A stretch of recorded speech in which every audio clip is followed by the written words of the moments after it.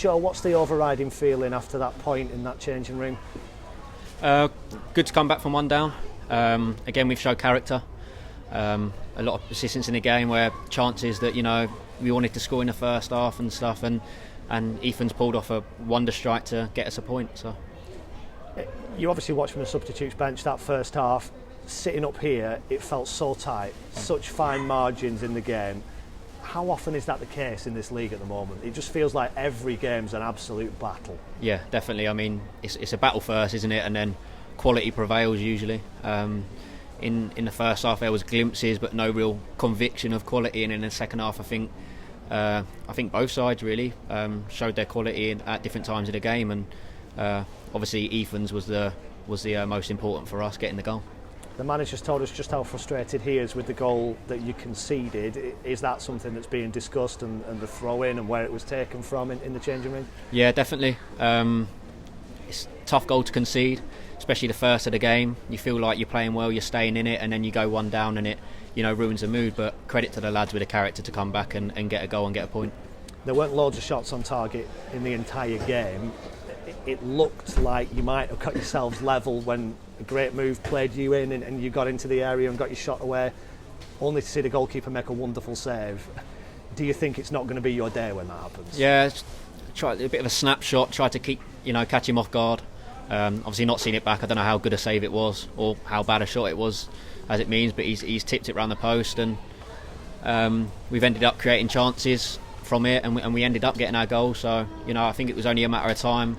We were putting pressure on him, and the keeper was playing well, but Ethan's shot, he couldn't stop that. Yeah, you mentioned Ethan Hamilton's goal there. He can produce those moments. He's done that in the past for Accrington Stanley. He's found a bit of goal scoring form this season from midfield. You'll know this yourself. How important is that to be able to contribute? Oh, unbelievable. Ethan's some player. Not just with the ball, off the ball he's a joy to watch. I love his aggression when he plays. If he can add goals to his game, as good as he is on the ball, striking the ball like that with his left foot, everyone should be watching him, to be fair, because goals like that, they'll win you games at times, so credit to him.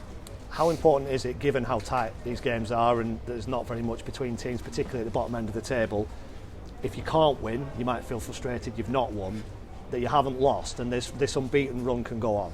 Well, we've mentioned quality before, and in times previous this season we've been conceding 3 goals. You come away from the game, we've conceded 1 which perhaps we shouldn't concede, and we've won games 1-0, we've stuck in games, we've shown more character, and if we can keep doing that all season, we'll pick up points and we'll go further up the table. From your perspective, good to be back out there, albeit as a substitute today after injury? Yeah, another boring interview after coming back from injury, but it is what it is. I'm working hard, and hopefully I can get back onto a run of games and stay fit till the end of the season. Is it more important on a wider note? We've got Sean McConville sat with us today. He's a few weeks away from being back in contention. To get players back, not necessarily en masse, but in 2s and 3s, and be able to look at that substitutes bench and the manager have options with senior experienced players to come on, like yourself and Cody Adedoyin today. Yeah, I can assure you, no player wants to be in that physio room, regardless of what injury they've got or how long they're in there. None of them want to be in there. So every single player that's in there is doing everything they can to get out as quick as they can and back onto the pitch, and that's what we all do. Some of us obviously get to do it quicker. I've been out, I think it was 3 weeks. Could have been longer, could have been shorter, but I'm back out there, and all of the lads are doing exactly the same, and I just hope that they can all get back as quick as they can. And I think understandably fans get excited about January because transfers can happen and players can come in and squads can change.